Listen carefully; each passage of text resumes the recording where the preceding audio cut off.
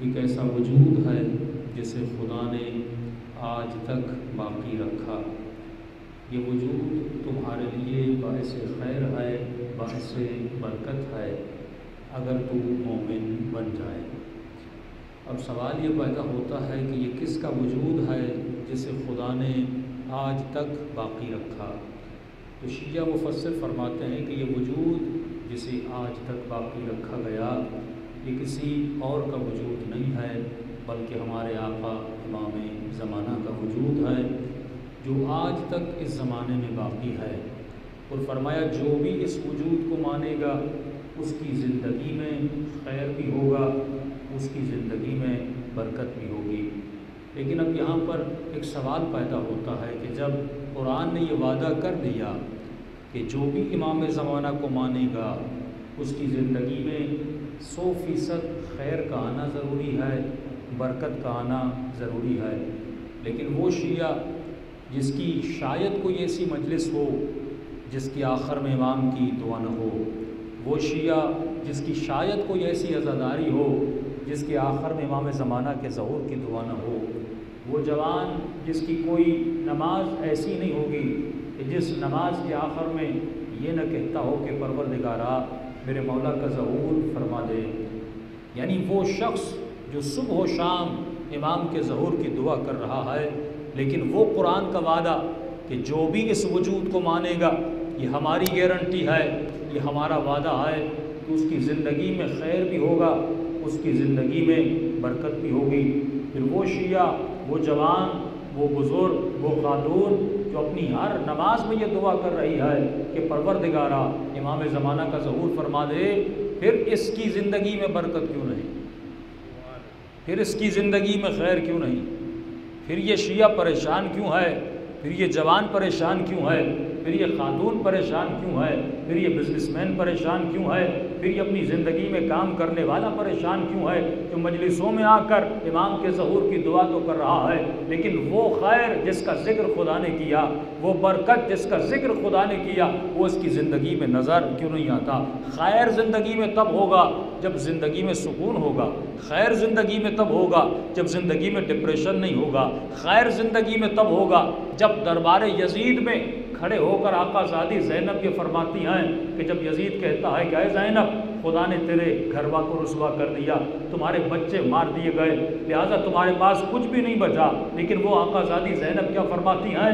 ما رأیت الا جمیلا، میں نے حسن کے علاوہ کچھ بھی نہیں دیکھا۔ پروردگارا یہ کیسا حسن ہے کہ بھائی کے کٹنے کے بعد بھی باقی ہے، یہ کیسا حسن ہے کہ بچوں کی لاشیں اٹھانے کے بعد بھی باقی ہے، یہ کیسا حسن ہے کہ چادر کے لٹنے کے بعد بھی باقی ہے۔ فرمائیے حسن حسن رضا ہے، یہ وہ رضا کا حسن ہے، یہ وہ سکون ہے جو آقا زادی زینب کے دل میں تھا کہ ہاتھوں میں رسیاں ہیں، پاؤں میں بیڑیاں ہیں، لیکن پھر بھی جب بی بی نماز پڑھتی ہیں تو نماز میں ایسا سکون نظر آتا ہے کہ وہ سکون ہمیں اپنے لگژری گھروں میں نظر نہیں آتا، وہ ہمیں اے سی روم میں نظر نہیں آتا۔ اس کا مطلب یہ ہے ہم نے لفظوں کو تو ادا کیا ہے لیکن لفظوں کی معنی کو نہیں سمجھا۔ مسلمان لا الہ الا اللہ تو کہہ رہا ہے لیکن لا الہ الا اللہ کا مقصد نہیں سمجھ رہا۔ یہ زبان سے حسین حسین تو کہہ رہا ہے لیکن حسین کا مقصد نہیں سمجھ رہا۔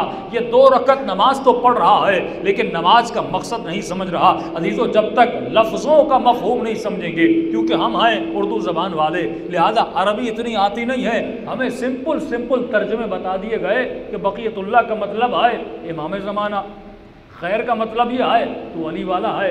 آج کسی مومن سے یہ پوچھا جائے، جب تعارف بھی کروایا جاتا ہے تو کہتے ہیں مولانا یہ ہمارا مومن بھائی ہے۔ بھائی مومن بھائی کا مطلب کیا ہے؟ مولانا یہ علی والا ہے، دوسرے علی والے نہیں ہیں۔ نارملی جو تعارف کرواتے ہیں مولانا یہ تازہ مومن ہوا ہے۔ اچھا اس مومن کا مطلب کیا ہے کہ مولانا اس نے علی ولی اللہ پڑھ لیا، اس کا مطلب جو علی ولی اللہ پڑھ لے وہ مومن ہوتا ہے۔ اور قرآن کہتا ہے مومن کہاں جاتا ہے؟ جنت میں چلا جاتا ہے۔ یعنی ہم نے کتنا جنت کو سمپل بنا دیا، ہم نے کتنا لفظوں کو آسان بنا دیا کہ مومن کا مطلب یہ ہے یعنی یہ کیا ہو؟ علی والا ہو۔ علی والے کا مطلب یہ ہے یہ لا الہ الا اللہ محمد رسول اللہ کہنے کے بعد کیا کہے؟ علی ولی اللہ۔ اور قرآن خود کہتا ہے کہ اس کی زندگی میں خیر ہوگا، اس کی زندگی میں برکت ہوگی۔ پروردگارا ہم تو امام زمانہ کو مان رہے ہیں، ہم اس وجود قائم کو مان رہے ہیں جس کو تم نے آج تک باقی رکھا، لیکن پروردگارا پھر وہ خیر ہماری زندگی میں نظر نہیں آ رہا، پھر وہ برکت ہماری زندگی میں نظر نہیں آ رہی۔ قرآن کہتا ہے میں نے ایک شرط رکھ دی، ان کنتم مؤمنین، جب تک تمہاری دلوں میں ایمان داخل نہیں ہو جاتا تب تک کہ وہ تجھے خیر نہیں دے گا۔ اب مومن کے ذہن میں تعریف ایمان کیا ہے؟ کہ جس نے علی ولی اللہ کہہ دیا وہ مومن ہو گیا، جس نے علی کی ولایت کا اقرار کر دیا وہ مومن ہو گیا۔ لیکن اگر مومن ہونا اتنا آسان ہوتا اور جس کے دل میں ایمان تھا اس کی زندگی میں خیر بھی ہوتا، پھر پریکٹیکلی ہمیں خیر نظر کیوں نہیں آتا؟ دیکھیے ایک ہے تھیوری میں ممبر سے پڑھ دوں، لفظوں کو ادا کر دوں، آپ کہتے ہیں مولانا تھیوری ہمیں سمجھ میں آ گئی، لیکن ایک ہے پریکٹیکل۔ پریکٹیکل کا مطلب یہ ہے کہ ہر مومن کا عقیدہ ہے کہ جب میں یا علی مدد کہوں تو علی مدد کرتے ہیں۔ تو جب قبلہ اسماعیل دیوبند صاحب مناظرہ کر رہے تھے تو کسی وہابی نے کہا کہ قبلہ آپ کا عقیدہ ہے کہ یا علی مدد کرنے کے بعد علی مدد کرتے؟ کہاں ہمارا بلیو ہے، ہمارا عقیدہ ہے کہ علی مدد کرتے۔ تو اس نے کیا کیا، ایک مکھی کو پکڑا، اس کے پر توڑے اور رکھ دی ٹیبل پر، کہ آپ کہیے یا علی مدد، اور علی کو بولیے کہ اس مکھی کے پر جوڑ کے دکھائے اور اس کو پرواز میں لا کر دکھائے۔ علمی لینگویج میں جب بھی آپ سے کوئی کویشچن یا آپ پہ اٹیک کیا جائے تو اس کے دو آنسر ہوتے ہیں۔ ایک آنسر ہم کہتے ہیں جواب حلی، یعنی اگر اٹیک قرآن کی آیت سے کیا گیا تو جواب بھی قرآن کی آیت سے ہو، اگر اٹیک بخاری سے کیا گیا تو جواب بھی بخاری سے ہو، یعنی جو دلیل دی گئی ہے اسی طریقے سے اس کا جواب دیا جائے، یہ جواب حلی ہوتا ہے۔ ایک ہوتا ہے جواب نقضی، یعنی اٹیک کہیں اور سے کیا جائے، جواب کہیں اور سے دیا جائے، جس طرح آج ہمارے ممبروں سے ہوتا ہے، جسے ہم قیاس کہتے ہیں، یعنی جس میں دلیل نہیں، دلیل کا یعنی سوال چنے کا کیا جائے اور جواب چاول کا دیا جائے، اس طریقے کا جواب دیا جائے۔ تو اسماعیل دیوبند صاحب کہتے ہیں مناظرہ تھا علمی، جتنے سوالات قرآن سے آ رہے تھے میں جواب قرآن سے دے رہا تھا، وہ بخاری سے اٹیک کر رہا تھا میں بخاری سے جواب دے رہا تھا، وہ صحیح مسلم سے کہہ رہا تھا میں صحیح مسلم سے جواب دے رہا تھا۔ اب اس کا جواب کیا دیتا؟ بھائی ایک مکھی پکڑ کے اس کے پر توڑ کے بٹھا دیا اور کہا آپ کا عقیدہ ہے یا علی مدد، علی مدد کرتے ہیں تو بلائیے اپنے مولا کو اور اس مکھی کو پرواز میں اڑا کر دکھائیے۔ تو کہتے ہیں میں سوچ ہی رہا تھا، کیونکہ اس کا حلی جواب نہیں ہے، اس کا کوئی نہ کوئی نقضی جواب ہوگا، تو میں کروں تو کیا کروں؟ کہتے اتنے میں مجمع سے ایک ملنگ اٹھا، اس نے کہا مولانا پورے گھنٹے سے اس نے میرا دماغ پکا دیا ہے اور میرا بھی دل کر رہا ہے کہ میں اس کو جواب دوں، یہ جواب تو آپ مجھے دینے دیجیے۔ کہا بھائی آپ تیار ہو جائیے اور جواب دیجیے۔ وہ بوڑھا اٹھا، اس کے ہاتھ میں عصا تھی، آگے بڑھا، اس نے صحابی مولوی کو اپنی عصا سے اتنا مارا کہ اس کے ہاتھ بیچارے کے ٹوٹ گئے۔ اس نے کہا مولانا صاحب آپ بھی یا اللہ مدد کہہ کے اپنے بازوؤں کو جڑوا کر دکھائیے، پھر میں یا علی مدد کہہ کے مکھی کو اڑوا کے دکھاؤں گا۔ صلوات پڑھے محمد و آل محمد۔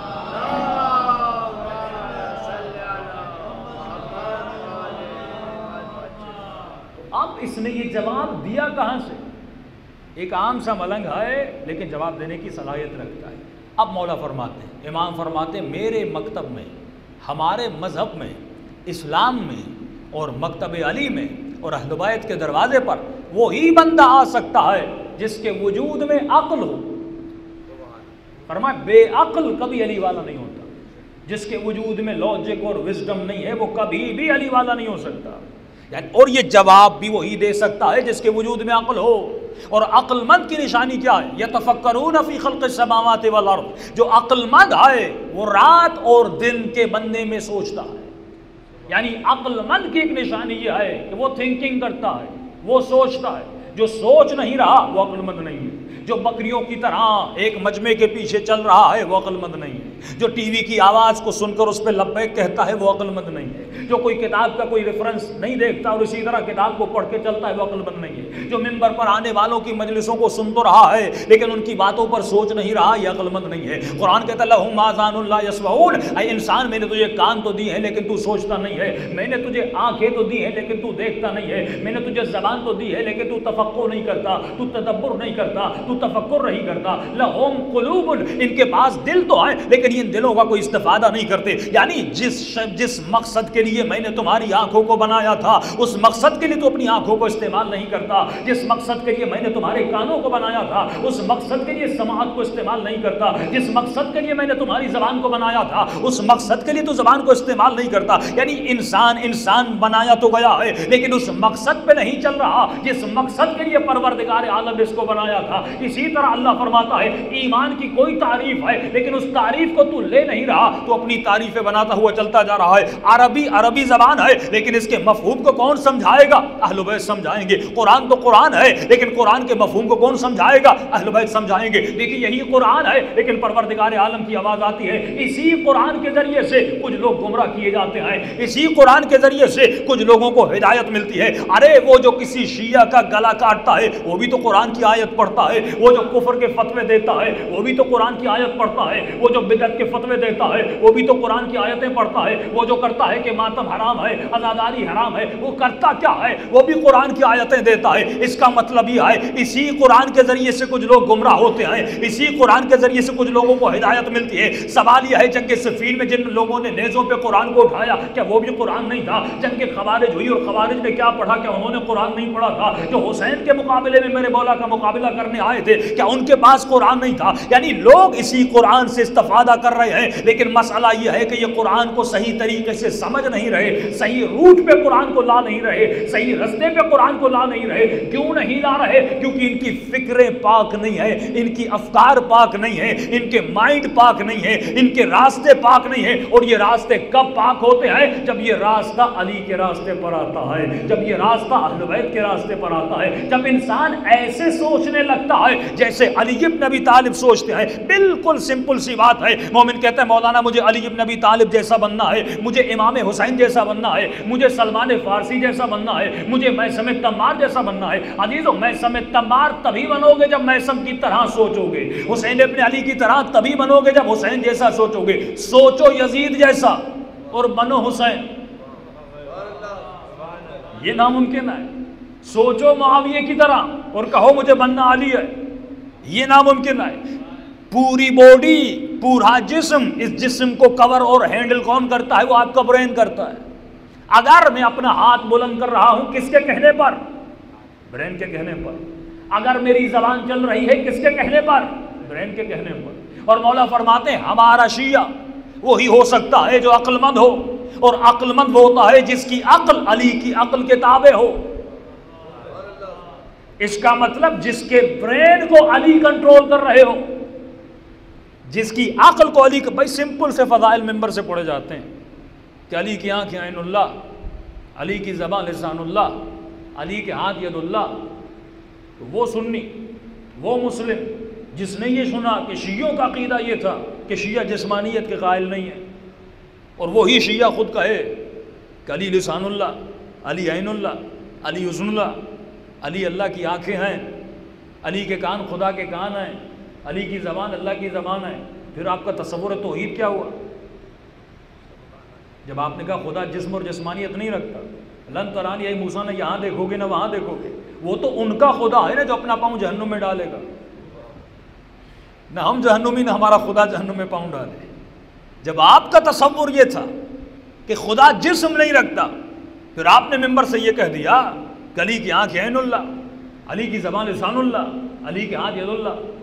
اور کل اگر بازار میں مارکیٹ میں کوئی پوچھ بھی لے کہ بھائی آپ تو شیعہ تھے اور آپ کا عقیدہ یہ ہے کہ علی کی آنکھ عین اللہ, علی کے ہاتھ ید اللہ, اور آپ کے بچے نے ممبر سے سنا کہ بابا علی کی آنکھ عین اللہ, علی کے ہاتھ ید اللہ, علی کے پاؤں, علی کی کمر حسن اللہ, تو جب خدا جسم نہیں رکھتا تو آنکھیں اللہ کی آنکھیں کیسے بنی؟ بھئی سوال ہے کہ نہیں ہے؟ اور امام فرماتے شیعہ وہی ہے جو سوچتا ہے. ہم نے فضائل علی میں بھی نہیں سوچا جبکہ سوچنا چاہیے تھا, اور سوچو گے تو معرفت بڑھے گی. ہم بت پرست نہیں ہیں کہ سامنے ایک بت رکھ دیا گیا اور پنڈت نے کہا کہ اسے ماننا ہے اور اس پہ پھول چڑھانے ہیں اور اس پہ دودھ کو برسانا ہے تو ہم برسانا شروع کر دیں. اگر کوئی ہندو بچہ یہ نہیں سوچتا کہ میں پتھر پر پھول کیوں چڑھا رہا ہوں, وہ پتھر جسے اپنا اختیار نہیں ہے, جو اپنے نفع اور نقصان کا مالک نہیں ہے, یہ مجھے کیا دے سکتا ہے؟ اور اگر کسی شیعہ نے اپنے عقیدوں کو اپنا بت بنا دیا، بت بننے کا مطلب یہ تمہیں سوچنے کی اجازت نہیں ہے، الو نہیں ہے کہ سوچو اہل بیت کے بارے میں، یہ اجازت نہیں ہے کہ فضائل اہل بیت کے بارے میں سوچو، پھر ہم میں اور ان میں کوئی فرق نہیں ہے۔ کیا تھا اہل سنت کی نسل آج اتنی شیعت کی طرف راغب کیوں ہے؟ اس کی وجہ یہی ہے کیونکہ آج یوٹیوب ہے، آج سوشل میڈیا ہے، وہ جب کوئی کلپ دیکھتے ہیں تو سوچتے ہیں، ہم کیوں نہ سوچیں، ہم کیوں نہ فکر کریں۔ اگر شیعہ کوشچن کرتے ہیں اور اعتراض کرتے ہیں، اگر اعتراض جائز ہے تو جواب دینا چاہیے کہ جب ہم کہتے ہیں عالم کی جگہ پہ عالم بیٹھے، جاہل کی جگہ پہ جاہل بیٹھے، یہ ایک لاجک ہے۔ جب ہم کہتے ہیں قاتل کو قاتل کہو، مقتول کو مقتول کہو، یہ ایک لاجک ہے۔ کیسے ہو سکتا ہے کہ 2000 لوگ آپس میں لڑیں اور یہاں سے 300 مر جائیں اور وہاں سے 500 مر جائیں اور میں کہوں دونوں جنتی ہیں؟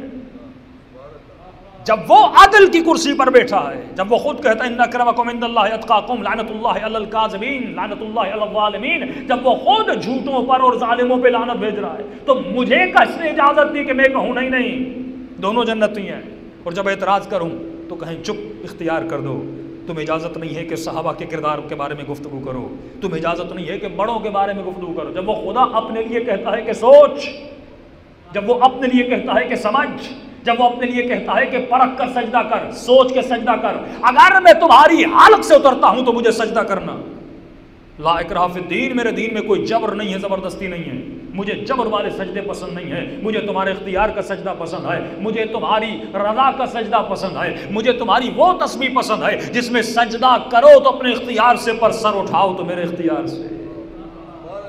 جب وہ اپنی توحید کے بارے میں اتنا اوپن مائنڈڈ ہے، جب وہ اپنے لیے کہتا ہے کہ سوچ سمجھ کے سجدہ کرنا، میرے دین میں کوئی جبر نہیں ہے، اپنے بچوں کو سکھا۔ جب وہ خود کہتا ہے کہ میرے اصول دین میں تقلید حرام ہے، میری توحید میں تقلید حرام ہے، میری نبوت میں تقلید حرام ہے، میری عدل اور قیامت میں تقلید حرام ہے۔ تقلید کا مطلب یہ ہے کہ اپنے اللہ کو اپنے باپ سے مت لینا، اپنے نبی کو اپنے ماں باپ سے مت لینا۔ یہ اللہ یہ اچھی بات ہے کہ تو اس گھر میں پیدا ہوا جس گھر میں میرا کلمہ پڑھا جاتا تھا، یہ میری نعمت تھی، لیکن جب سے تو بالغ ہوا ابداً یہ حق نہیں ہے کہ تم نے اگر مجھے مانا تو اپنے ماں باپ کے طریقے سے مانا، اگر تم نے علی کو مانا تو اپنے ماں باپ کے طریقے سے مانا۔ فرمایا تمہارے مذہب میں اصول دین میں تقلید حرام تھی، اس کا مطلب یہ تھا اگر مجھے ماننا ہے تو سوچ سمجھ کے مان۔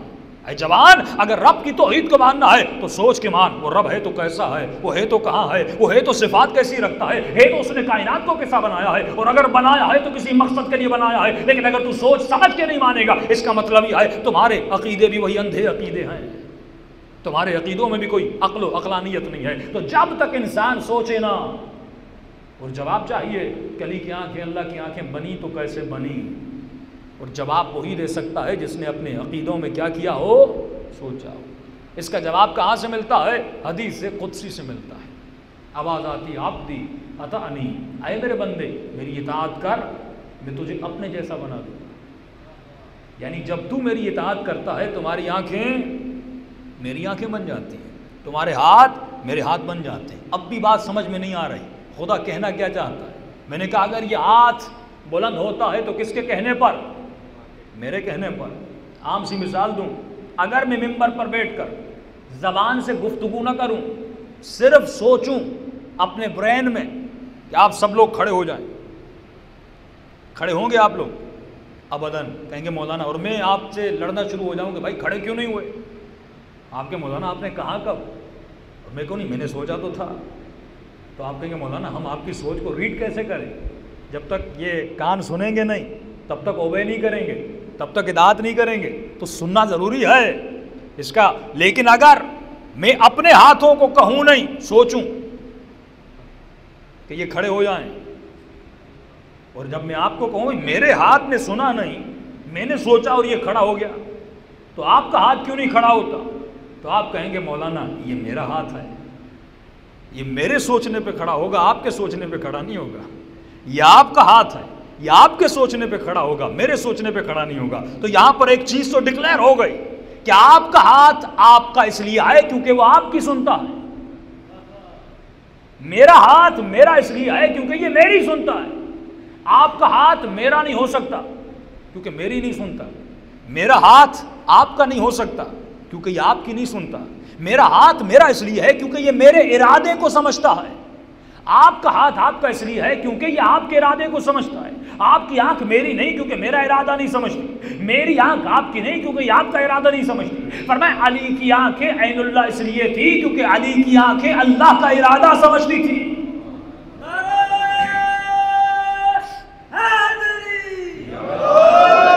علی کے ہاتھ اللہ کے ارادہ۔ اب حدیث قدسی کے جملے سمجھ آتے ہیں، عبدی اطعنی اجعلک مثلی، اے میرے بندے میری اطاعت کر، میں تجھے اپنے جیسا بنا دوں گا۔ اس کا مطلب جب ہمارے برینز اللہ کی اطاعت میں آ جاتے ہیں تب یہ وجود تیرا نہیں رہتا، تب سعید کی باتیں سمجھ میں آتی ہیں کہ ماں فرماتے سعید اگر دوبارہ تجھے زندہ کیا جائے پھر بھی اپنی جان کو حسین پر قربان کرو گے؟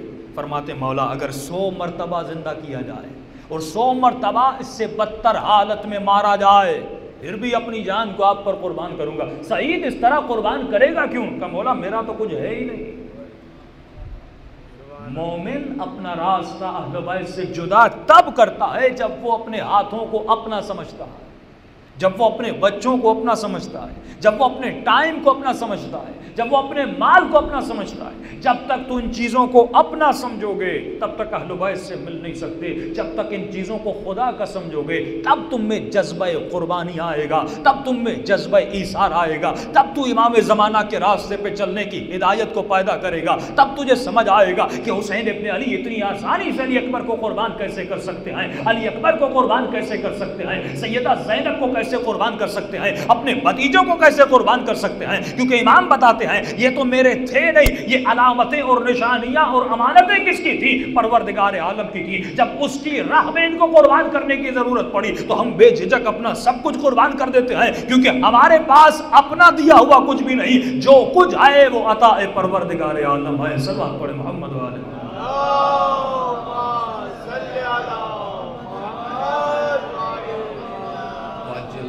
تو ایک ہے لفظ، ایک ہے اس کے معارف کو سمجھنا۔ جب تک معارف کو نہیں سمجھیں گے تب تک وہ معرفت دلوں میں پیدا نہیں ہوگی۔ دیکھیے ایک ظلم وہ تھا جو دشمن نے امام حسین کے ساتھ کیا، ایک ظلم وہ ہے جو ہم نے اپنے آقا امام حسین کے ساتھ کیا۔ وہ ظلم کیا تھا؟ ہم نے کربلا کو صرف ایموشنلائز کر دیا، ہم نے کربلا کو صرف احساسی اور احساس اور گریہ تک محدود رکھا۔ یعنی ہم نے کربلا کے لیے مرثیے لکھے، ہم نے کربلا کے لیے نوحے لکھی، ہم نے کربلا کے لیے ماتم کیا، اور ہم نے مجلس کو جس چیز تک محدود رکھا وہ یہی تھی۔ خطیب کا حل لب لباب یہ تھا کہ مجھے مجمع کو رلانا ہے، اور مجمع آتا اس لیے تھا کہ مجھے رونا ہے۔ یعنی جتنی بھی ہم نے کربلا کے کلچر سے چیزیں بنائی یا لی یا جو کر رہے ہیں ان کا تعلق صرف ایموشن سے، احساسات تک ہے۔ یعنی مسائل مجھے وہ پڑھنے ہیں جس میں مجمع زیادہ سے زیادہ گریہ کرے، نوحہ مجھے بنانا ہے جس میں لوگ ماتم کریں۔ تمام تر چیزوں کا تعلق احساس سے تھا۔ یہ بھی ضروری تھا کیونکہ دنیا میں 3 قطرے پائے جاتے ہیں، ایک سیاہی کا قطرہ جسے قلم کہتے ہیں، ایک خون کا قطرہ، ایک حسین کے مجلس میں رونے والا قطرہ۔ سیاہی کا قطرہ بھی بہت ساری قوموں کے پاس، انگریزوں نے قلم کو بڑا استعمال کیا، بڑی کتابیں لکھی، بڑی دنیا میں علم کو پھیلایا۔ یہ قطرہ انگریزوں کے پاس بھی ہے، مسلمانوں کے پاس۔ خون کا قطرہ یہ بھی ہر قوم کے پاس، ہندو بھی اپنے وطن کے لیے مرتا ہے، یہودی بھی اپنے وطن کے لیے مرتا ہے، مسلم بھی اپنے وطن کے لیے جان کو دیتا ہے، خون کا قطرہ۔ لیکن ایک قطرہ تھا جو کسی قوم کے پاس نہیں ہے، اور یہ صرف پروردگار عالم نے شیعہ قوم کو دیا، وہ حسین کے گریے کا قطرہ تھا، وہ آقا حسین پر رونے کا قطرہ تھا۔ یعنی بڑی سی بڑی قوموں میں چلے جائیں، وہاں پیسے خرچ کیے جاتے ہنسانے کے لیے۔ کون سی ایسی قوم ہے جو ایسے روتی ہو جیسے شیعہ روتے ہیں، جو رونے کے لیے پیسہ خرچ کرتی ہے، جو رونے کے لیے مال خرچ کرتی ہے، جو رونے کے لیے بدن کو تکلیف میں ڈالتی ہے کہ مجھے حسین ابن علی پہ رونا ہے، مجھے اپنے آقا پہ گریہ کرنا ہے۔ یہ واحد قطرہ تھا جو سیدہ کی نعمت کی بدولت اس قوم کو ملا، اور اس قطرے میں بڑی طاقت ہے، اس سے گناہوں کو بخش دیا جاتا ہے۔ اس قطرے کی بدولت انسان کے دل کو نرم کیا جاتا ہے۔ کہ میرے چھٹے امام فرماتے، کسی نے کہا مولا مجھے محسوس ہوتا ہے کہ میں منافق ہوں۔ امام نے کہا کیوں؟ کہ مولا جب آپ کی محفل میں آتا ہوں بڑا نیک ہوتا ہوں، بڑا صالح ہوتا ہوں، بڑا نمازی ہوتا ہوں، لیکن جب آپ کی محفل سے باہر چلا جاتا ہوں تو مولا مجھے یہ فیل ہوتا ہے کہ میں منافق ہوں۔ کیوں؟ جب دوستوں کی محفل میں بیٹھتا ہوں دوستوں جیسا ہو جاتا ہوں، جب تاجروں کی محفل میں بیٹھتا ہوں تاجروں جیسا ہو جاتا ہوں، جب کسی بددہن اور بد زبان اور جھوٹے کی محفل میں جاتا ہوں جھوٹا ہو جاتا ہوں، جب گندی باتیں کرنے والے کسی محفل میں چلا جاتا ہوں اس کی محفل میں بھی خوش ہوتا ہوں، لیکن جب آپ کی محفل میں آتا ہوں تو اللہ والا ہو جاتا ہوں۔ مولا یہ دوگانگی جو میرے کیریکٹر میں پائی جاتی ہے کہ آپ کے پاس کیریکٹر نیک ہے لیکن کسی اور محفل میں جاتا ہوں تو کیریکٹر اور ہے، مجھے لگتا ہے کہ مولا میرے وجود میں نفاق ہے۔ امام فرماتے ہیں ہاں سچ ہے، یہ منافق کی نشانی ہے کہ کسی محفل میں کیسا ہے دوسری محفل میں کیسا ہے۔ کہ مولا اگر میں کبھی آپ سے بہت دور چلا جاؤں اور مجھے یہ پتہ لگانا ہو کہ اب بھی میرے دل میں یا اب بھی میں آپ کے خیمے کے اندر ہوں، میں اب بھی آپ کے سائے کے نیچے ہوں، میں اب بھی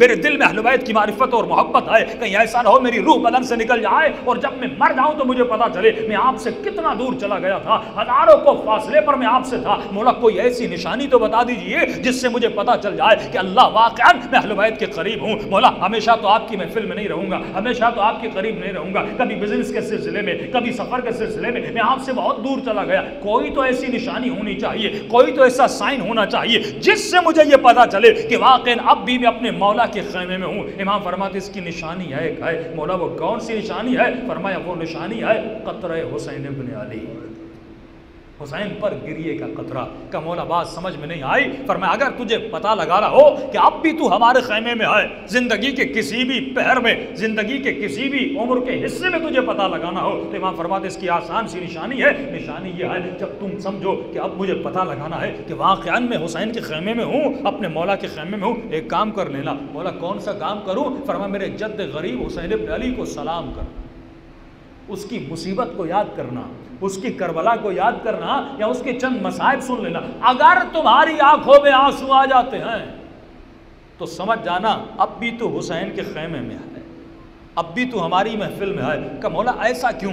امام فرماتے ہیں جب دل قساوت کے عروج پہ پہنچ جاتا ہے، جب گناہ اس کے دل کو اپنی لپیٹ میں لے لیتے ہیں تو امام فرماتے ہیں پھر اسے حسین کی مجلس میں بھی گریہ نہیں آتا، پھر حسین کی مجلس میں بھی رونا نہیں آتا۔ یہ قطرہ بتاتا ہے کہ تمہارے دل کی نرمی کتنی ہے۔ نبی فرمایا کہ ہمارے زائرین کے اور ہمارے عزاداروں کے 70 درجات ہیں، ہر زائر کا درجہ ایک نہیں ہے، ہر مومن کا درجہ ایک نہیں ہے۔ ارے جب سلمان کو کہیں کہ سلمان تم ایمان کے عروج پر ہو اور ابو ذر کو کہیں کہ تم ایمان کے 7ویں حصے پر ہو تو تصور کرو کہ ہم ایمان کی کون سی سیڑھی پر ہیں، ہم ایمان کے کون سے درجے پر ہیں۔ تو یہ وہ قطرہ تھا جو شیعہ قوم کو دیا گیا اور کسی کو نہیں دیا گیا۔ یہ کربلا کا ایک تحفہ تھا جو ہر مومن کو ملا اور ہر عزادار مجلس میں آتا ہے۔ لیکن عزیزو کربلا اس قطرے پر محدود نہیں ہے، کربلا اس گریے پر محدود نہیں ہے کہ ہم صرف کربلا کو ایموشنلائز کر دیں، یعنی ایک سفرہ ہے، اس سفرے پر پانی بھی ہے، اس سفرے پر پھل بھی ہیں، اس سفرے پر فروٹ بھی ہیں، اس سفرے پر گوشت بھی ہے، بہت ساری چیزیں ہیں، ہم صرف ایک چیز پہ مرکوز ہو جائیں، اس سفرے کی دوسری چیزوں کو چھوڑ دیں۔ ارے اتنا عظیم مقصد کربلا کا کہ مدینے سے حسین کربلا جاتے ہیں صرف اس لیے کہ مومن روئے، صرف لفظ صرف کو استعمال کر رہا ہوں، یعنی صرف مقصد کربلا یہ تھا یہ نوحیں پڑھے، صرف مقصد کربلا یہ تھا یہ ماتم کرے، صرف مقصد کربلا یہ تھا یہ مجلس میں اور گریہ کرے اور چلا جائے۔ کیا کربلا اس سے بڑی وسعت نہیں رکھتا؟ کیا کربلا کی نگاہ اور نہیں ہے کہ امام حسین نے قیام کیا؟ ہم قیام عاشورہ کے قائل ہیں۔ بہت سارے ایسے شیعہ علماء ہیں جو قیام کا انکار کرتے ہیں کہ نہیں حسین نے حالات میں آ کر کربلا کی طرف حرکت کی تھی، لیکن بڑے بڑے علماء فرماتے نہیں یہ قیام عاشورہ تھا۔ قیام ایک ایسی ریولیشن تھی، ایک ایسا انقلاب تھا کہ فرمایا اگر امام حسین کی لوگ مدد کرتے تو امام کو منجی عالم بننا تھا، اس دنیا میں جس کو انقلاب بپا کرنا تھا وہ امام زمانہ تھے، لیکن جب امام کی لوگوں نے مدد نہ کی تو یہ انقلاب پوسٹ پون ہوا، امام زمانہ تھے۔ اگر اس زمانے کے لوگوں اماموں کی لوگ مدد کرتے اور شیعہ مدد کرتے اور اس زمانے میں رہنے والے مدد کرتے تو عزیزان محترم وہ انقلاب اسی زمانے میں آ جاتا۔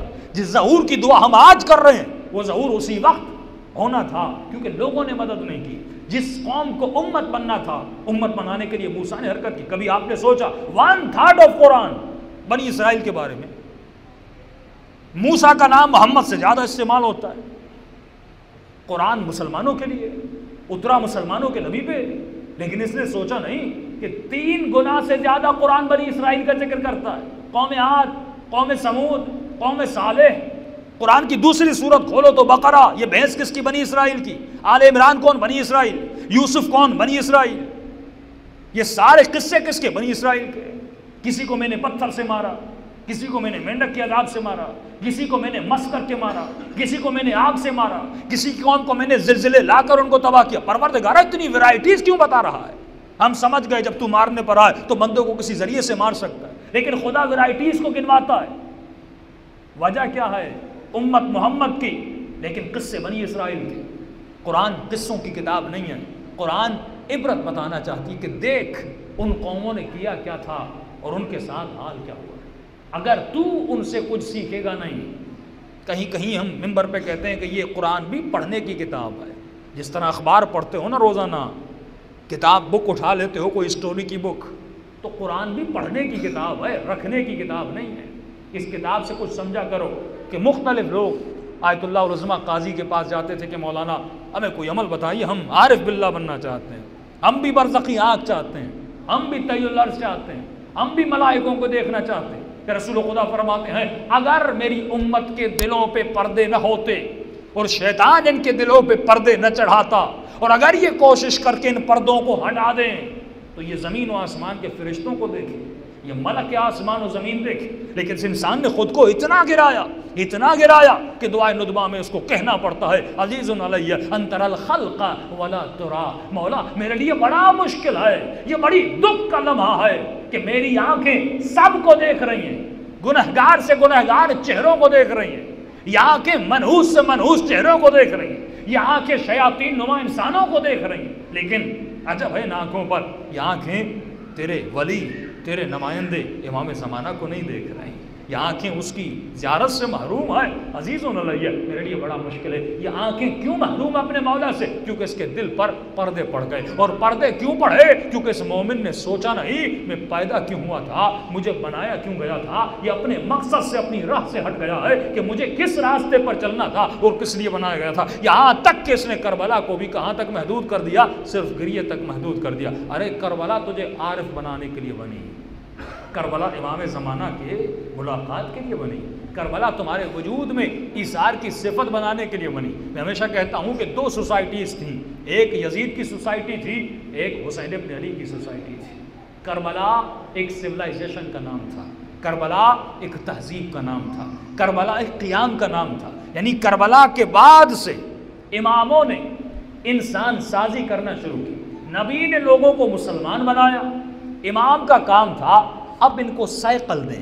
مثال کے طور پہ آپ کو ایک بہت بڑا پتھر مل گیا نا، نبی نے وہ پتھر دے دیا، اب اماموں کو کام تھا ان پتھروں کو تراش کر ہیرے ڈھونڈنا، تراش کر سونا نکالنا، تراش کر قیمتی چیزیں نکالنا، اور اماموں نے تراش کر کسی کو سلمان بنایا، کسی کو ابو ذر بنایا، کسی کو مقداد بنایا، کسی کو حبیب ابن مظاہر بنایا، کسی کو جابر بنایا، کسی کو ہار ہمدار بنایا، کسی کو دابل بنایا، کسی کو ابا سلط بنایا۔ یہ اماموں نے تراشا تھا کہ کربلا میں 72 کو امام نے ایسا تراشا کہ آج وہ 72 پوری دنیا کے لیے رول ماڈل ہے۔ آپ سوچئے کہ جب امام حسین کربلا گئے کتنے شیعہ ہوں گے اس زمانے میں جو امام حسین کو بحیثیت امام تسلیم کرتے ہوں، کتنے شیعہ ہوں گے؟ علماء فرماتے شاید 200 لوگ ایسے تھے جو حسین کو امام مانتے تھے اور معصوم مانتے تھے۔ نبی کا نواسا تو سب جتنے خط لکھے گئے وہ امام کو امام بحیثیت امام نہیں۔ 3 خط امام حسین کے پاس گئے۔ پہلا خط جب امام حسن نے صلح کی تھی، خط لکھا کہ آپ کے بھائی نے صلح کر دی، الیاذ باللہ۔ مظلومیت امام حسن یہ تھی کہ ان کے چاہنے والے کہتے تھے کہ امام المذلین، اس نے ہمیں ذلیل کر دیا معاویہ کے ساتھ صلح کر کے۔ یعنی لوگوں کی معرفت اتنی تھی کہ اگر امام میری مانے تو امام ہے، اگر میری نہیں مانتا تو امام نہیں ہے، اگر یہ میری بات کو ایکسیپٹ کر لے تو امام ہے، لیکن اگر میری بات کو ایکسیپٹ نہیں کرتا تو امام نہیں ہے۔ امام حسین نے جواب نہیں دیا۔ دوسرا خط تب لکھا جب امام حسن شہید ہوئے، اس وقت بھی امام نے جواب نہ دیا۔ یہ آخری خطوط تھے جو امام کے پاس پہنچے۔ اس کے بعد امام نے قیام کیا، پر میں 200 سے زیادہ بھی اس زمانے میں شیعہ نہیں تھے جو امام کو بحیثیت امام تسلیم کرتے ہوں، لیکن وہ کربلا جس میں آقا حسین کا کرتا اتارا جاتا ہے اور اسے پارا پارا کیا جاتا ہے، وہ کربلا جس میں امام حسین کے لاشے کو پامال کیا جاتا ہے، یہ معرفت تھی لوگوں کی اس زمانے میں امام حسین کی۔ لیکن زمانہ گزرتا ہے اور 8ویں امام کا زمانہ آتا ہے، میں بتا رہا ہوں کہ کربلا کے بعد اہل بیت نے کس طرح تربیت کی کہ وہ کربلا کہ حسین ابن علی خطبہ دے رہے ہیں لیکن لشکر یزید اپنے کانوں میں انگلیاں ڈال رہا ہے کہ حسین ہمیں تمہاری بات کو سننا بھی نہیں ہے. امام دعوت حق دے رہے ہیں اور وہ کہہ رہے ہیں ہمیں یہ حق کی آواز سننی نہیں ہے. اور وہ کربلا جس میں امام حسین کا کرتا اتارا جاتا ہے اور اس کرتے کی کوئی قیمت نہیں ہوتی. لیکن جب 8ویں امام کا زمانہ آتا ہے, لوگوں کو پتہ چلتا ہے کہ نبی کا نواسہ سرزمین طوس پہ آنے والا ہے, لاکھ سے زیادہ مجمع ہے, حدیث سلسلۃ الذہب کا لکھنے والا. ہوا کیا اس بیچ میں کہ کربلا میں کوئی سننے کو تیار نہیں ہے, لیکن 8ویں امام کے زمانے میں لاکھوں کا مجمع ہے ایک حدیث کو لکھنے کے لیے, ایک جملے کے کوٹ کرنے کے لیے.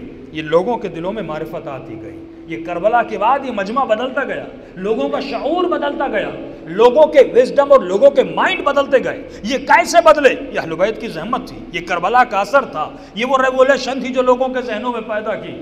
وہ کربلا جس میں امام حسین کا کرتا اتارا جاتا ہے اور کوئی قیمت نہیں دیتا.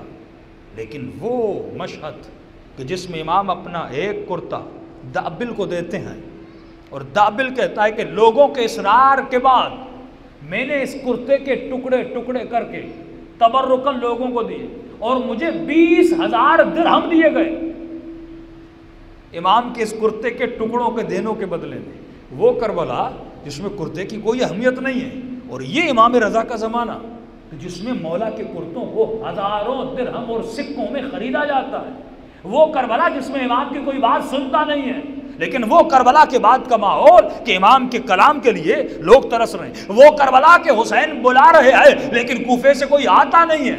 لیکن وہ مشہد مقدس کہ جس میں لوگ وقت کے حاکم کو کہتے ہیں الرضا من آل محمد, ہم بس اس سے راضی ہوں گے جو آل محمد سے ہوگا, ہم بس اس سے راضی ہوں گے. یعنی حکومت پہ ہمیں وہ چاہیے جو آل محمد سے. کہ وقت کا حاکم مجبور ہوتا ہے کہ مدینے سے خراسان میں اہل بیت کے ایک نواسے کو لائے اور اسے ولایت ہدی دی. کیا کیا اہل بیت نے؟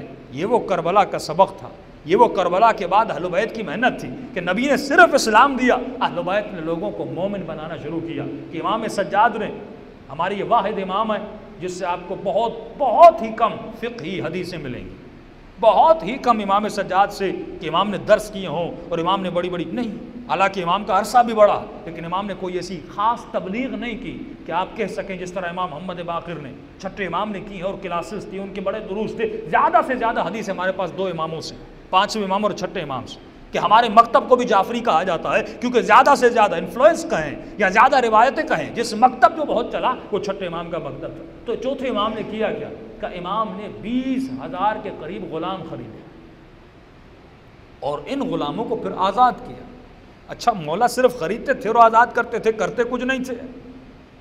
ان غلاموں کے ساتھ امام نے کیا کیا جو ہم آج اپنے بچوں کے ساتھ نہیں کرتے, وہ امام غلاموں کے ساتھ کیا کرتے تھے. کیا کرتے تھے کہ ایک شخص کہتا ہے کہ مدینے میں بارش کا برسنا بند ہو گیا, ایک قطرہ بارش کا نہیں برس رہا تھا, قحط کا موسم تھا اور لوگ شدت پیاس سے مرنے لگے.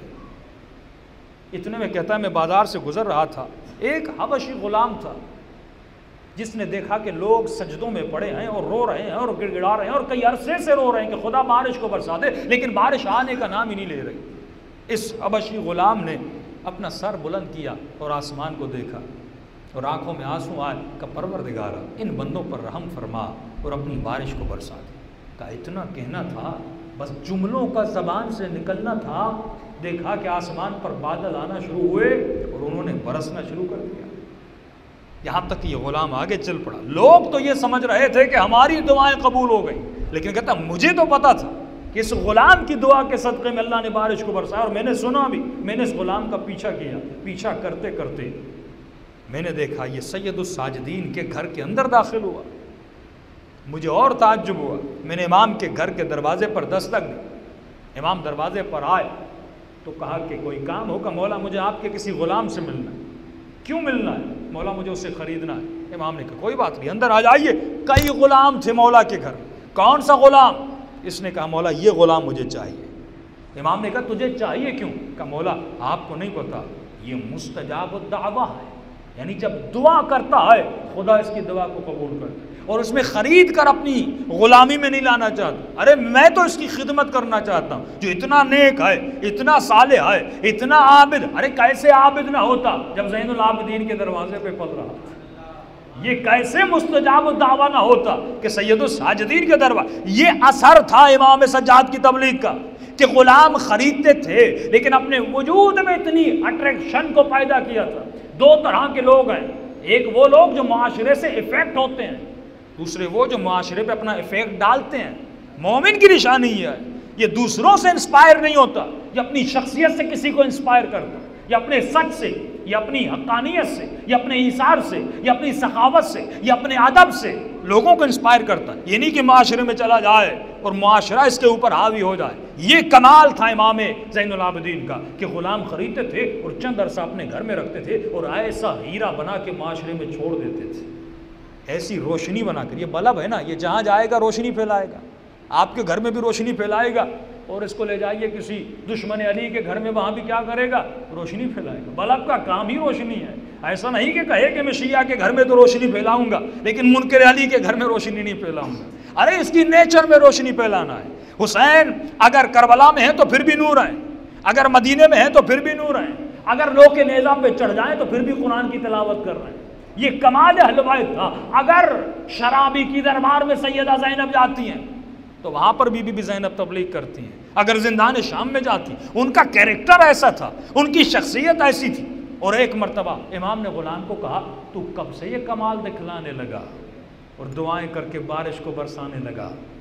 تو اس نے کہا مولا واللہ مجھے پتہ نہیں تھا کہ یہ دیکھ رہا ہے، میں نے دعا تو اس انداز میں کی کہ کوئی دیکھ نہیں رہا، میرے دل میں ترس آ گیا تھا۔ امام نے کہا اب جا، یہ تجھے خریدنے آیا ہے، میں نے تجھے آزاد کیا۔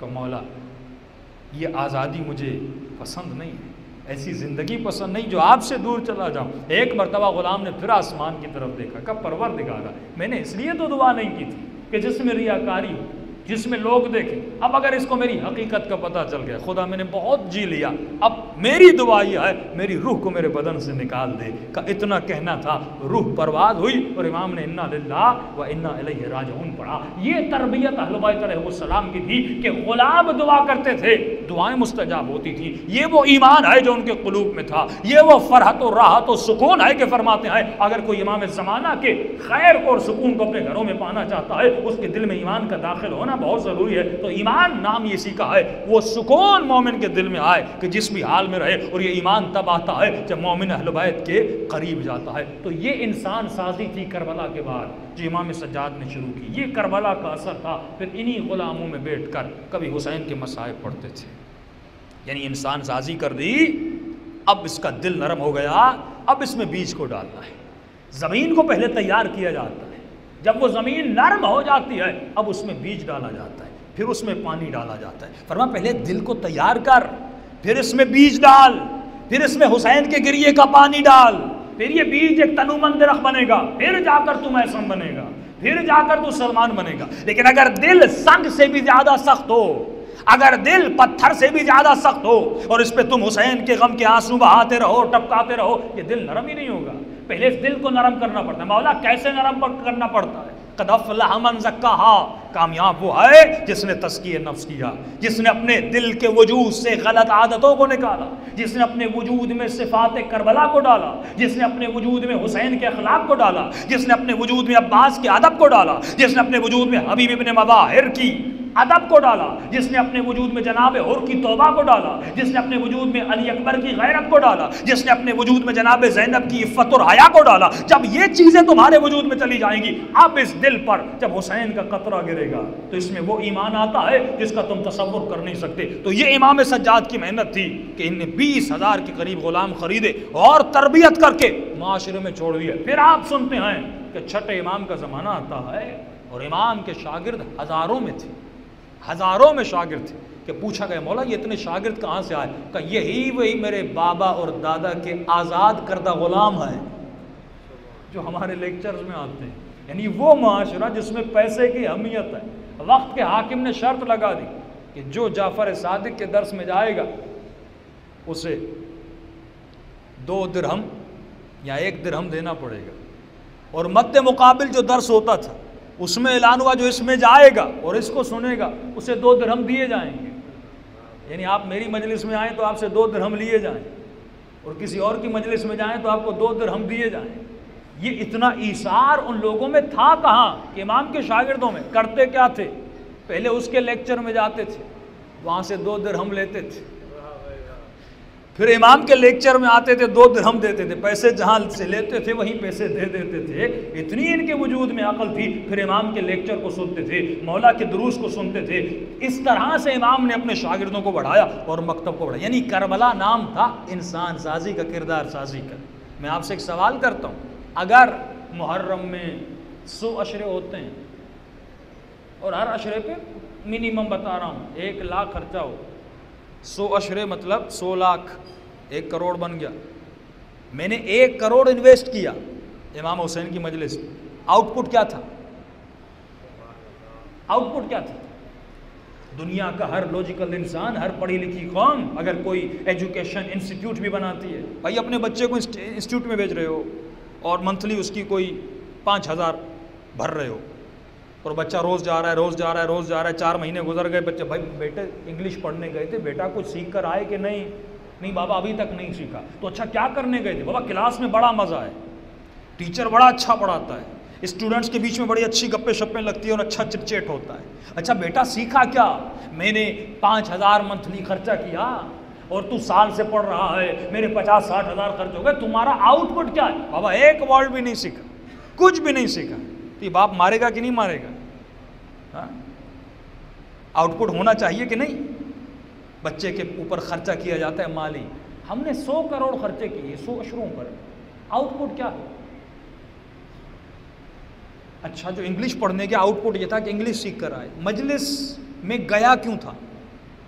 حسین کو سننے گیا تھا, رونے گیا تھا, کیا کرنے گیا تھا؟ آیت اللہ بہجت فرماتے ہیں کہ جب بھی حسین کی مجلس میں جاؤ یہ مت کہا کرو کہ میں مجلس میں جا رہا ہوں, یہ کہا کرو کہ میں کربلا جا رہا ہوں.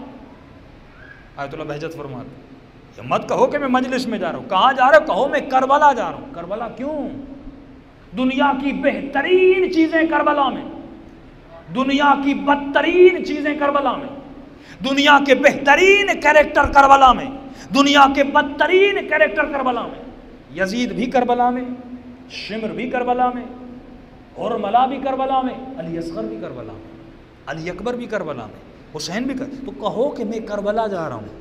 اچھا جب کربلا گئے تو کیا کیا؟ شہید ہوئے حسین پر, جان قربان کی حسین پر, کچھ لٹایا حسین پر, کچھ دیا حسین کو, یا جیسے گئے تھے ویسے آ گئے؟ اگر ویسے آ گئے تو لعنت خدا ہے, کیونکہ امام حسین فرماتے اگر کوئی کربلا آیا اور حسین کی مدد نہ کی وہ دنیا اور آخرت میں لعنتی ہے. کہ امام کے ساتھ رہے اور صبح عاشور ہوئی. اچھا کربلا میں ہوتا کیا ہے؟ کربلا کرتی کیا ہے؟ کربلا ایک وجود ہے, کربلا جس میں کیریکٹر ہیں, جس میں حلم ناصرین کی آواز ہے. ایک مدد کرنے کے لیے بلا رہا ہے, دوسرا بھی مدد کے لیے بلا رہا ہے. یزید بھی کہہ رہا ہے آؤ میری مدد کرو, حسین بھی کہہ رہے ہیں آؤ میری مدد کرو. اچھا حسین اگر میں آپ کی مدد کروں گا تو کیا ملے گا؟ فرمایا زحمت, محنت, دکھ, درد. اچھا یزید اگر میں تمہاری مدد کروں گا تو کیا ملے گا؟ فرمایا راحت, پیسہ, مال, مقام, شہرت. میرے پاس آؤ تو یہ ملے گا. اچھا مزاج کیا تھا یزیدیوں کا کہ حسین جاتے ہیں. ابن سعد, 2 ہی لوگ تھے کربلا میں جنہوں نے حسین کا بچپنا دیکھا تھا, ایک حبیب ابن مظاہر, ایک ابن سعد. علماء فرماتے ہیں یہ بچپن کے کھلاڑی تھے, جس طرح بچپن کے دوست ہوتے ہیں نا, قبلہ یہ میرے بچپن کا دوست, یہ بچپن کے دوست تھے حسین ابن علی کے. ساتھ گلیوں میں اٹھنا بیٹھنا. امام فرماتے ابن سعد تم مجھے نہیں جانتا؟ کہ جانتا ہوں. اب پھر آتا کیوں نہیں؟ اچھا مزاج دیکھیے کربلا والوں کا. فرمایا حسین میرا گھر, اگر آپ کے پاس آؤں گا ابن زیاد گھر لے لے گا. اچھا یہ ابن سعد کا کردار. حسین کا کردار کیا تھا؟ فرمایا گھر. کہاں مولا گھر کا کوئی بات نہیں, جو مدینے میں میرا گھر ہے میں نے تجھے دیا. اور بتا, کہا کہ حسین کوفے میں میرا باغ ہے، اگر آپ کے پاس آؤں گا میرا باغ چھن جائے گا. کہ مومن کہ مولانا اب ڈیفینس میں میرا ایک پلاٹ ہے، بڑی محنت کر کے میں نے کراچی میں کوئی 1000 گز کا پلاٹ خریدا ہے، یہ میری زندگی، اگر میں آ جاؤں گا حسین کی لائن پر تو یہ حکومت پلاٹ لے لے گی. اس نے کہا حسین میرا باغ ہے، بڑا مہنگا باغ ہے، بڑی محنت سے بنایا، اگر آپ کے پاس آؤں گا باغ چلا جائے گا. امام نے کہا دیکھو مدینے میں میرے ایک حسن کا باغ ہے، اگر آؤ گے تو وہ باغ میں نے تجھے دیا. اور بتا. کہا کہ مولا میرے بیوی بچے ہیں، اگر میں آپ کی مدد کروں گا میرے بیوی بچوں کا کیا ہوگا. کتنی پستی کی نگاہ تھی کہ دیکھ رہا ہے کہ حسین اپنی بیوی بچوں کو لائے ہیں، حسین زینب کو لائے ہیں، حسین اپنے علی اصغر کو لائے ہیں. لیکن جب انسان کی نگاہ پست ہو جائے اور مادی اور مٹیریل ہو جائے اور سیلفشنیس اس کے تصور میں آ جائے، پھر یہ اپنے بچے کو دیکھتا ہے، حسین کے بچے کو نہیں دیکھتا. اسے اپنی بیوی تو نظر آتی ہے لیکن حسین کی بیوی نظر نہیں آتی، اسے اپنے بچے تو نظر آتے ہیں اور اپنی بہنیں تو نظر آتی ہیں، لیکن حسین اور نبی کا گھرانہ نظر نہیں آتا کہ حسین اکیلے نہیں آئے، سب کو لے کر آئے. تو امام نے کہا مجھے نبی کا نواسہ مانتا ہے کہ مانتا ہوں. کہ میں ضمانت کرتا ہوں کہ تمہارے بچوں کو کچھ بھی نہیں ہوگا. اب بچا نہیں کچھ کہنے کو. تو اس نے کہا کہ میں جانتا ہوں اگر آپ کے پاس آؤں گا جنت ملے گی، سب کچھ ملے گا.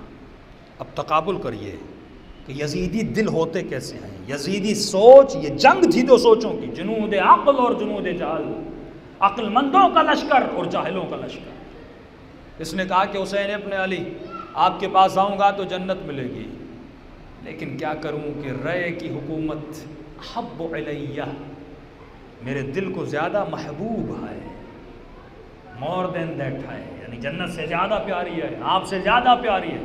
امام نے ایک جملہ کہا تجھے رے کی گندم کا دانہ بھی نہیں ملے گا.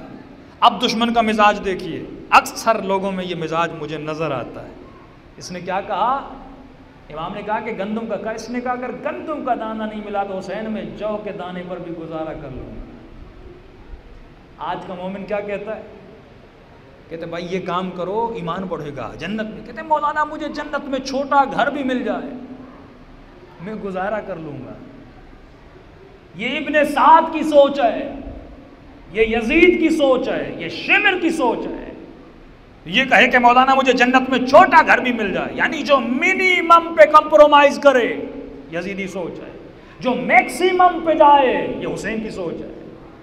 کیوں امام علی فرماتے جس کا آج اس کے کل سے بہتر نہیں ہے، ملعون ملعون ملعون، 3 مرتبہ کو اس پہ لعنت ہے لعنت ہے لعنت ہے. یعنی جو منیمم پہ کمپرومائز کرے کہ مولانا کم سے کم، فرماتے نہیں، مؤمن حریص علی العبادہ، یہ عبادت پر حرص رکھتا ہے. یہاں پہ ایک لگیج اور بیگ رکھوں جس میں $1 ملین ہوں اور مومن کو کہوں آپ کے پاس پوری رات ہے، جتنا اٹھا سکتے اٹھاؤ. کہے گا نہیں مولانا 5 منٹ سے انف، 5 منٹ کافی ہیں جتنا اٹھا سکوں. نہیں، کہے گا مولانا 1 گھنٹہ تو دیجئے کم از کم، اتنے پیسے ہیں مجھے اٹھانے کے لیے زیادہ ٹائم چاہیے. کیوں؟ کیونکہ اس میں حرص ہے. یہ پیسے کے لیے کبھی نہیں کہتا انف، کہتا ہے مجھے زیادہ سے زیادہ چاہیے، جتنا جمع کر سکتے. امام فرماتے یہی حرص مومن میں ہوتا ہے آخرت کے لیے. جب یہ مصلی عبادت پر آتا ہے تو 4 رکعت پر اکتفا نہیں کرتا، کہتا ہے 2 وتر کی بھی پڑھوں گا. جب یہ رات کو بستر پر سوتا ہے تو اس میں حرص ہوتا ہے کہ مجھے نماز تہجد بھی پڑھنی ہے. کیوں؟ کیونکہ حرص ہے مجھے جنت میں اعلیٰ مقام چاہیے. اس کے وجود میں یہ حریص ہے کہ مجھے جنت میں وہ مقام چاہیے. کہ کیوں حضرت موسیٰ پوچھتے تھے پروردگارہ وہ کون ہے جس کا گھر میرے ساتھ ہے، یعنی جس کے وجود میں کیا ہونا چاہیے؟ حرص ہونا چاہیے. کس کے لیے؟ آخرت کے لیے. تمام تر صفات سیم ہیں، یعنی حرص ہر انسان کے وجود میں ہے لیکن جگہ بدل جاتی ہے. حرص یزیدیوں کے وجود میں حرص تھا لیکن کس کے لیے؟ دنیا کے لیے. حسینیوں میں حرص ہے کس کے لیے؟ عبادت کے لیے.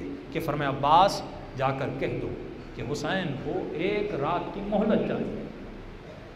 سوال یہ مولا 1 رات مانگ رہے ہیں وہ بھی یزیدیوں سے، کیوں؟ کیا سکینہ کو پیار کرنا ہے؟ کہ اکبر کو بٹھا کر اس سے باتیں کرنی ہے؟ یا آخری رات ہے اپنے بچوں کو بٹھا کر ان سے کلام کرنا ہے؟ فرمایا نہیں، 1 رات کی مہلت دو، حسین کو قرآن پڑھنا ہے. کہ لشکر یزید کہتا ہے کہ جس طرح شہد کی مکھیاں اپنے چھتے پر بیٹھتی ہیں اور آواز دیتی ہیں، اسی طرح حسین کے لشکر سے قرآن کی تلاوت کی آواز آ رہی تھی اور ان کی نمازوں اور عبادت و گریے کی آوازیں آ رہی تھی۔ سوال یہ ہے مولا حسین کہ آپ نے زندگی میں قرآن نہیں پڑھا کہ زندگی کی آخری رات بھی قرآن پڑھنا چاہ رہے ہیں؟ ارے انسان آخری رات میں کام وہ کرتا ہے جس نے کبھی نہ کیا ہو۔ مولانا پوری زندگی عبادت نہیں کی، بڑھاپے میں عبادت کریں گے، آخری عمر میں عبادت کریں گے۔ جب ٹھیک ٹھاک تھا مجھے خدا یاد نہیں تھا، لیکن جب بستر مریضی پر آیا، جب شوگر آئی، جب ڈاکٹر نے کہا بیٹا اب آخری دن ہے، کہ مولانا اب تو قرآن پڑھنا ہے۔ یعنی ہمارے وجود میں عبادت تب آتی، یعنی آخری زندگی میں وہ کام کرتے جو پوری زندگی میں نہیں کیے۔ مولا حسین کہ آپ نے کبھی قرآن نہیں پڑھا، کہ آپ نے نماز نہیں پڑھی، کہ زندگی کے آخری لمحوں میں قرآن پڑھیں؟ حسین بتانا چاہ رہے ہیں کربلا میں یہ کربلا کا دوسرا پہلو کہ دیکھو کربلا والے قرآن سے کتنی محبت کرتے تھے، نماز سے کتنی محبت کرتے تھے، اللہ سے کتنی محبت کرتے تھے۔ اور وہ مجلس میں جو مومن آتا ہے، سوچے میں کربلا سے جا کر گیا، میں دن میں روزانہ قرآن کی آیتیں کتنی پڑھتا ہوں، میں 24 گھنٹوں میں نماز کی رکعتیں کتنی پڑھتا ہوں، میں اتنا دین کے قریب ہوں جتنے حسین ابن علی تھے۔ دلوں کو کربلا لے جائیں اور اپنے آقا حسین کو سلام پیش کریں۔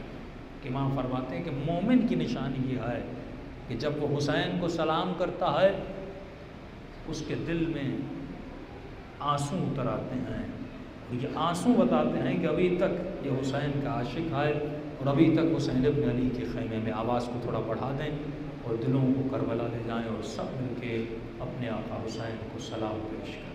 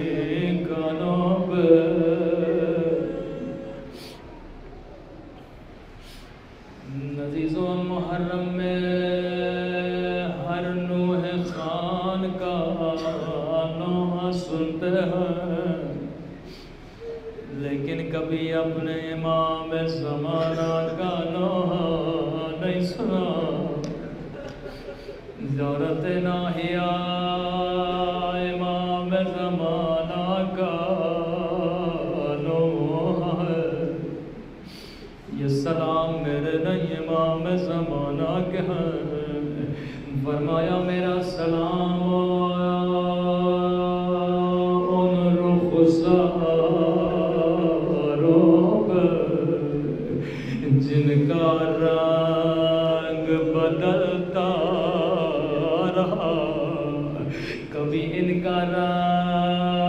नीला होता था, कभी इनका रंग स्याह होता था। फरमाया मेरा सलाम मेरी उन दादियों पर जिनके हाथों को उनकी गर्दनों से बांधा था। मेरा सलाम हो करबला के उस शहीद पर, ओ जिसकी गर्दन को पीछे से काटा गया। फिर फरमाया मेरा सलाम उन खुश्क होठों पे जिन पे जालिम छड़े मार। फरमाया ऐ मेरे दादा के गम में रोने वाला, तू पानी रोता है लेकिन तेरा इमाम ज़माना खून रोता है। सबसे ज्यादा जो इमाम रो नाम है इमाम सज्जाद। जब निगाह पानी पे पड़ती थी ज़ारों कतार करके रोते। जब बाजार में जाते थे कसाई अपने गोश्त पे कपड़ा रखते थे। फरमाया एक दिन बाजार में गए, कसाई गोश्त पे कपड़ा रखना भूल गया। मौला सज्जाद की जैसे निगाह पड़ी, पहला सवाल किया कसाई क्या तूने पानी पिलाया था या नहीं? रोकर कहता है मौला मैं मुसलमान, मुझे पता है हैवान को मारने से पहले पानी पिलाया जाता है। इतना सुनना था करबला का रुकिया। रोकर कहने लगे मेरा अली असग़र ओ 6 महीने का था, लेकिन ज़ालिमों ने पानी भी नहीं पिलाया। अब इमाम सज्जाद से दूसरा सवाल फरमाया कसाई जब तूने हैवान को ज़बह किया था क्या तूने छुरी को तेज किया था या नहीं? कहते मौला मैं मुसलमान हूँ, मुझे पता है कभी कुंद खंजर से हैवान का भी गला नहीं काटते। इतना सुनना था मेरे मौला जमीन पे बैठे। करबला का रुकिया रोकर कहने लगे ओ मेरा गरीब वतन बाबा, ओ जालिम ने तेरा वार किए, खंजर बड़ा कुंद था। आखिरी सवाल कसाई के दिल को भी जख्मी कर दिया। कसाई ये बता जब तू इस हैवान को ज़बह कर रहा था कोई और हैवान तो नहीं देख रहा था? मौला में मुसलमान हूँ, कभी हैवान को हैवान के सामने ज़बह नहीं करता। एक मर्तबा फिर करबला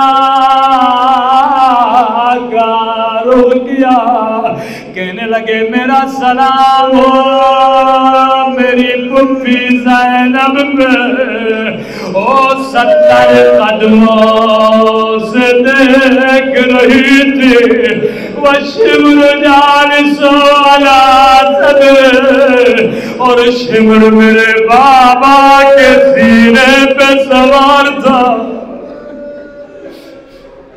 उलमा फरमाते जालिम ने तेरा वार किया, کربلا میں انبیاء موجود ہیں، اولیاء موجود ہیں، مولا علی موجود ہے، رسول خدا موجود ہے۔ جب پہلا وار کیا آدم نے کہا میں نہیں دیکھ سکتا، جب دوسرا وار کیا نوح نے کہا میں نہیں دیکھ سکتا۔ یہاں وار ہوتے رہے، انبیاء جاتے رہے، ایک مرتبہ وار ہوا جبرائیل نے کہا اب میں بھی نہیں دیکھ سکتا۔ ایک مرتبہ آخری وار ہوا، علی کی آواز آئی حسین میرے لال اب تیرا بابا بھی نہیں دیکھ سکتا۔ امام نے کہا مجھے سب چھوڑ کے چلے گئے۔ ایک مرتبہ آخری وار ہوا، عجب نہیں وہ بار اٹھی ہوگی، ایک کالے برقعے میں بیوی ہے، اپنا دامن پھیلایا، او حسین تیری ماں موجود ہے، او میری بیوی کہاں کہاں جاؤ گی، کبھی کربلا میں او کبھی شام کی دربار میں۔ اللہ لعنت اللہ علی القوم الظالمین۔